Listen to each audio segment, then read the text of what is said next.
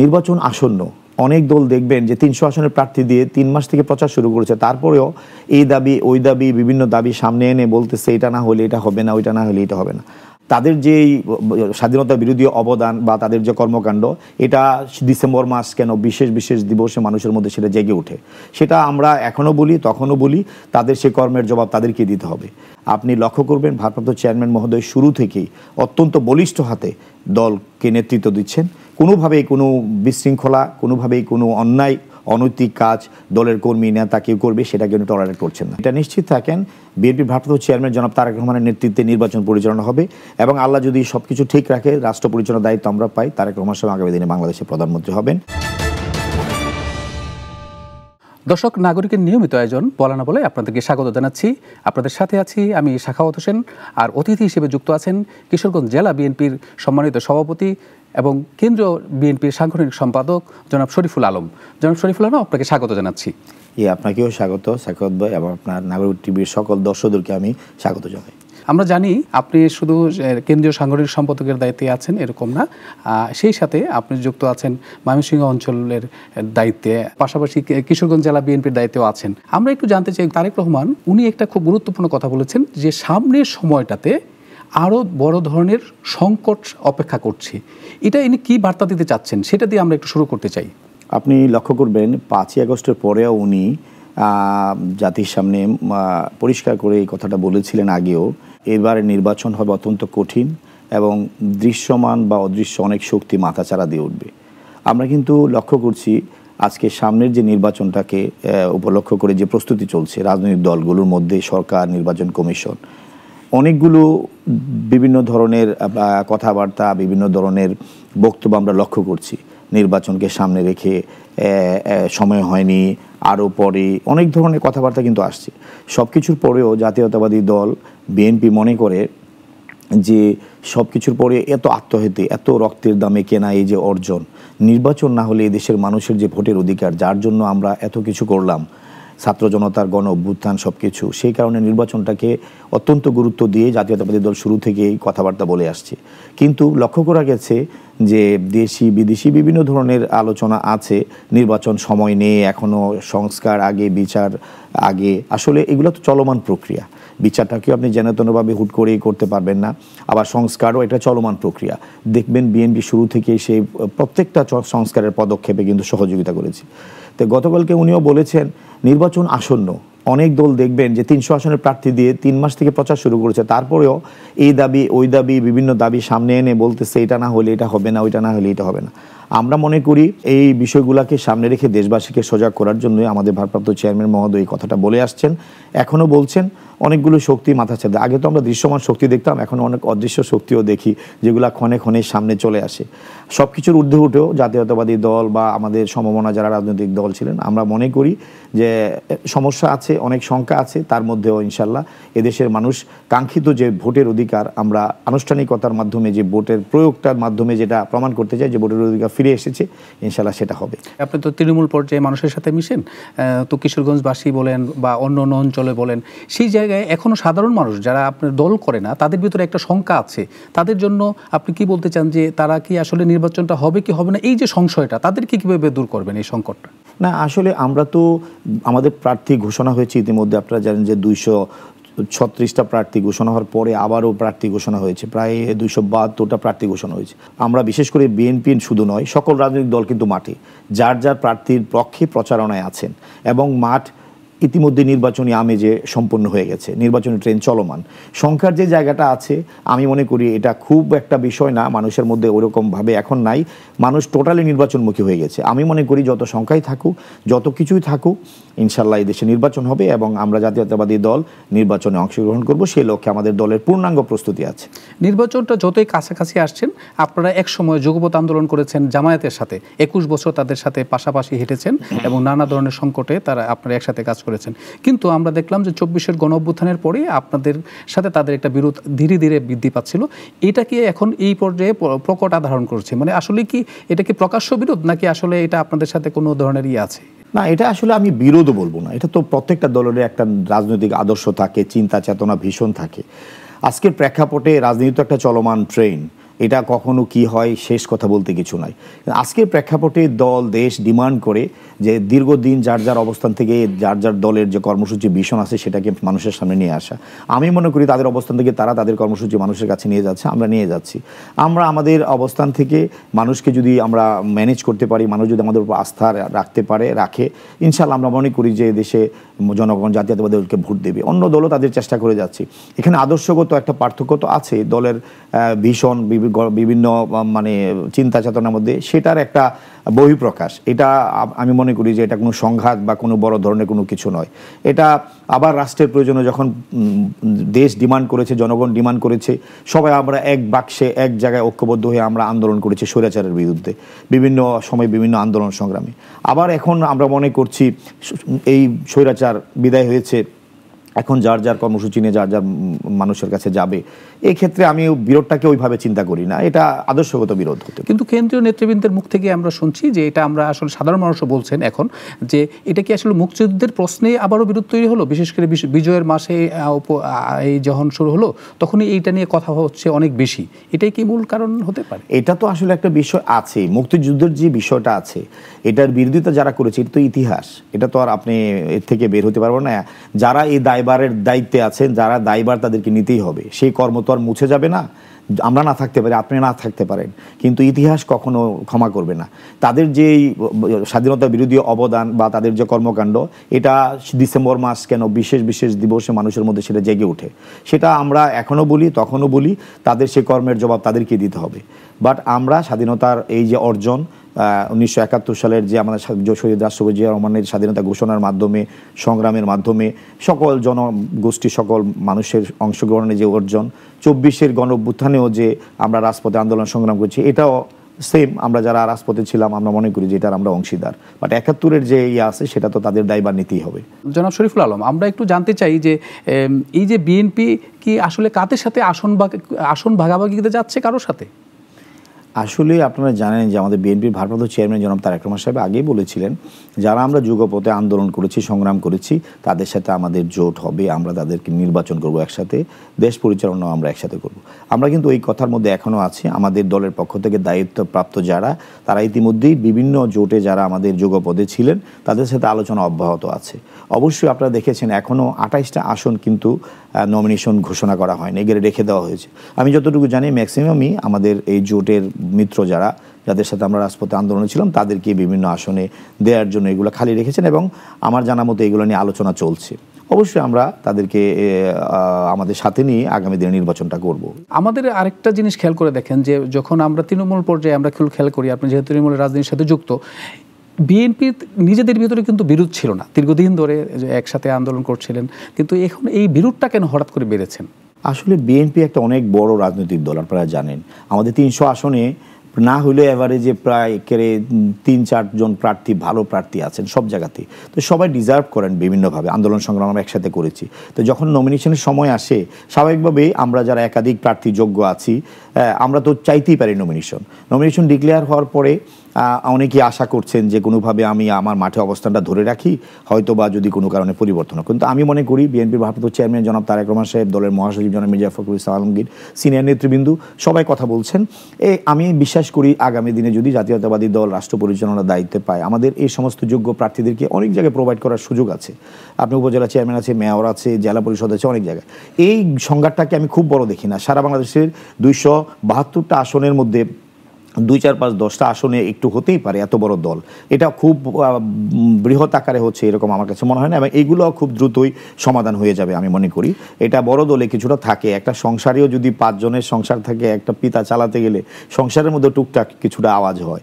এটা এত বড় একটা দল, এত বড় একটা বৃহৎ সংসার, জাতীয়তাবাদী দল, কিছু এরকম থাকবেই। তবে আমি মনে করি এইগুলা আমাদের সবাই ধানের শীষের পক্ষে নির্বাচন করবে এবং তারেক রহমানের নেতৃত্বে আমরা ঐক্যবদ্ধ সকলেই। কিছুদিন আগেও আমরা কেন্দ্রীয় নেতৃবৃন্দ মুখ থেকেই শুনেছি যে নানা জায়গায় চাঁদাবাজির একটা অভিযোগ পাওয়া যাচ্ছে এবং দখলদারিত্ব, চাঁদাবাজি নিয়েই নাকি মূলত এই যে বিরোধটা, এটা কি আসলে সত্য? আপনি তো না, এটা একেবারেই সত্য না। এটা আসলে আমাদের বিরুদ্ধে একটা প্ল্যান ওয়াইজ একটা প্রপাগান্ডা। এবং ওই যে বলি দৃশ্যমান আর অদৃশ্য শক্তি যারা, তারা এখন এগুলা বিভিন্নভাবে সামাজিক যোগাযোগ মাধ্যম ব্যবহার করে তাদের পেইড লোকজনকে করে নানাভাবে আমাদের জাতীয়তাবাদী দলকে আপনার আমাদের জাতির সামনে নির্বাচনের সামনে রেখে আমাদেরকে হেয় করা, কিভাবে ইমেজ সংকট করা যায়, এগুলো আসলে তাদের পরিকল্পিত একটা প্রপাগান্ডার অংশ। ওরকম দৃশ্যম না। তারপরেও দেখেছেন, আমি বলবো যে ন্যূনতম যে ধরনের কোনো অভিযোগ পেয়েছে আমাদের দলের পক্ষ থেকে, টুকটাক অভিযোগ যেখানে, তার সাথে সাথে কিন্তু ভারপ্রাপ্ত চেয়ারম্যান মহোদয় অ্যাকশন নিয়েছেন। কাউকে দল পদ থেকে অব্যাহতি করেছেন, কাউকে বহিষ্কার করেছেন, নানাভাবে কিন্তু শাস্তি দিয়েছেন। কোনো অভিযোগ আসলে উনি তদন্ত সাপেক্ষে ব্যবস্থা নিয়েছেন, একটা বিষয় উনি ইগনোর করেননি। অতএব দল কোনোভাবেই আগামী দিনে, এখন কেন ভবিষ্যতেও যদি রাষ্ট্র পরিচালনার দায়িত্বে পায়, আল্লাহ যদি রহমত করে আমাদেরকে, এই ব্যাপারে একেবারে জিরো টলারেন্স থাকবো আমরা। দুর্নীতি, চাঁদাবাজ, টেন্ডারবাজ, দখলবাজ অতীত যে ইতিহাস আমরা লক্ষ্য করেছি 17 বছর, এই অন্ধকার যুগে আমরা আর ফিরে যেতে চাই না। না, আমরাও খেয়াল করেছি যে এর আগের অতীত যে বেগম খালেদা জিয়ার যে রাষ্ট্র পরিচালনায়, সেখানে সরকার এবং রাজনীতি কখনো একসাথে হতে দেন নাই। আমরাও সেটাই প্রত্যাশা করি। কিন্তু আমাদের কিন্তু একটা জিনিস, আপনি যেহেতু তৃণমূলে কাজ করেন, আপনি কেন্দ্রীয়ভাবে কাজ করেন, সাংগঠনিক সম্পাদক হিসেবে আর কি দায়ভার কিছুটা যায় আপনাদের ঘাড়ে পৌঁছায়? আসলে যেহেতু জাতীয়তাবাদী দল, আমরা দলের পরিবারের একটা অংশ, পরিবারের যদি কোনো সুখ ভালো মন্দ কিছু হয়, এটার দায়ভার, যেমন এটার সুখ আমিও ভোগ করি, কিছু যদি এনামলি থাকে এটার দায়ভার তো আমাদের কাছে কিছু পড়ে। কিন্তু আপনি লক্ষ্য করবেন, ভারপ্রাপ্ত চেয়ারম্যান মহোদয় শুরু থেকেই অত্যন্ত বলিষ্ঠ হাতে দলকে নেতৃত্ব দিচ্ছেন। কোনোভাবেই কোনো বিশৃঙ্খলা, কোনোভাবেই কোনো অন্যায় অনৈতিক কাজ দলের কর্মী নেতা কেউ করবে, সেটাকে উনি টলারেট করছেন না। আমি বিশ্বাস করি আগামী দিনেও উনি এই ব্যাপারে সজাগ থাকবেন, আমরাও সজাগ থাকবো তৃণমূলে। না, আমরা আরেকটু সাথে জানতে চাই যে আপনি যেহেতু আমাদের ময়মনসিংহ অঞ্চলের দায়িত্বে, আমরা একটু খেয়াল করেছি যে আপনি যেটা বলেন যে সবসময় কোনো কোনো অঞ্চল পিছিয়ে থাকে। আপনি যদি গত 17 বছরের উন্নয়নের একটা দেখেন, যে গত 17 বছর কিশোরগঞ্জ, ময়মনসিংহ অঞ্চলে তেমন কোনো উন্নয়নের ছোঁয়া লাগেনি, অথচ কেন্দ্রীয় নেতৃবৃন্দ সবসময় এর দায়িত্বে ছিলেন। আপনি যেহেতু ময়মনসিংহ অঞ্চলের দায়িত্ব, আপনি এটা কি পরিবর্তন আনতে চান যদি ভবিষ্যতে? আপনি যথাযথই বলেছেন। আসলে ময়মনসিংহ অঞ্চলটা অনেক বড় বড় রাজনৈতিক বর্ষিয়ান রাজনীতিবিদদের অঞ্চল, অনেক রাষ্ট্রীয় অনেক বড় বড় পদধারী লোকজনও সেখানে ছিলেন। আসলে সেইভাবে ময়মনসিংহ কিন্তু উন্নয়নের ছোঁয়া লাগেনি। আপনি কিশোরগঞ্জ বলেন আর ময়মনসিংহ বলেন, জামালপুর, নেত্রকোনা, শেরপুর, প্রত্যেকটা জায়গাতেই গেলে দেখবেন যে আসলে সেইভাবে আমরা খুব উন্নয়নের ইয়েতে পৌঁছতে পারিনি। তো ইনশাল্লাহ আল্লাহ যদি আগামী দিনে আমাদেরকে রহমত করে আমরা রাষ্ট্র পরিচালনার দায়িত্ব পাই, আশা করি আমরা যারা দায়িত্বে আছি, কেন্দ্রীয় দায়িত্বে আছি, বা আমরা যদি কাজ করার সুযোগ পাই, অবশ্যই এই পিছিয়ে পড়া ময়মনসিংহ, বৃহত্তর ময়মনসিংহ অঞ্চলকে কেমনে সামনের দিকে বৃহৎ একটা উন্নয়নের দ্বার প্রান্তে নিয়ে যাওয়া যায় আমাদের প্রচেষ্টা থাকবে। অতীতে যারা ছিলেন তারা আসলে, আপনারা জানেন যে কেউ আসলে মানুষের কল্যাণে, জনগণের কল্যাণে যে কাজগুলো করা দরকার, তৃণমূলের প্রান্তিক জনগোষ্ঠীর কথা চিন্তা করার মতো সময় তাদের ছিল না। তারা তাদেরকে নিয়ে বেশি ব্যস্ত ছিল। এটা ইতিহাস বলে, তাদের কর্ম বলে। আজকে আমরা দেখি তাদের কি অবস্থা, তাদের প্রত্যেকটা মানে পজিশনের লোকজনের। আমি মনে করি এখান থেকে বের হয়ে এসে আগামী দিনে বিএনপির ভারপ্রাপ্ত চেয়ারম্যান জনাব তারেক রহমানের নেতৃত্বে যদি আমরা রাষ্ট্র পরিচালনার দায়িত্ব পাই, অবশ্যই পিছিয়ে পড়া ময়মনসিংহকে এই প্রত্যেকটা জেলার যাতে ব্যাপক উন্নয়ন হয় এবং উন্নয়নের যে মূল স্ট্রিমে যাতে ময়মনসিংহ ঢুকতে পারে, এ ব্যাপারে আমাদের অনেক কিছু করণীয় আছে। আমি একটু যুক্ত করতে চাই এটার সাথে, যেমন সবচেয়ে পিছিয়ে আছে যদি আপনি অন্যান্য সড়ক যোগাযোগ বলেন, একসময় বরিশাল যেতে লাগতো 24 ঘন্টা, যেখানে চট্টগ্রাম যেতে লাগতো 14-15 ঘন্টা। সেই জায়গায় সড়ক এবং রেল যোগাযোগের যদি তাকান, আপনি চিত্র দেখেন, ময়মনসিংহ এই অঞ্চল, যদি আপনি কিশোরগঞ্জ বলেন, নেত্রকোনা বলেন, কিংবা ধরেন শেরপুর বলেন, এই অঞ্চলের যোগাযোগ ব্যবস্থা, সড়ক এবং রেল, এই যোগাযোগ ব্যবস্থাটা সবচেয়ে খারাপ অবস্থায় আছে। এটা নিয়ে কোনো পরিকল্পনা আপনাদের ভবিষ্যতে আছে? অবশ্যই পরিকল্পনা আছে। এই যে দেখেন, ঢাকা থেকে গাজীপুর হয়ে যে ময়মনসিংহের রোডটা, এটা মানে নাজুক, মানে কিছুটা হয়েছিল কিন্তু ওইভাবে আপনার হয় না। এটা 4 লেন করা যেতে পারে, হ্যাঁ, এটা হতে পারে। আপনি কিশোরগঞ্জে যাওয়ার যে সিলেট রোডটা কাজ চলতেছে, সেখান থেকে কিশোরগঞ্জে যাওয়ার, এটা মানে এত বাজে রাস্তা, এটা চিন্তাই করা যায় না। এরকমভাবে আমাদের নেত্রকোনার কানেক্টিং, যে জামালপুরের কানেক্টিং যে রোডগুলো আছে, খুব একটা ওইরকম প্রশস্ত না।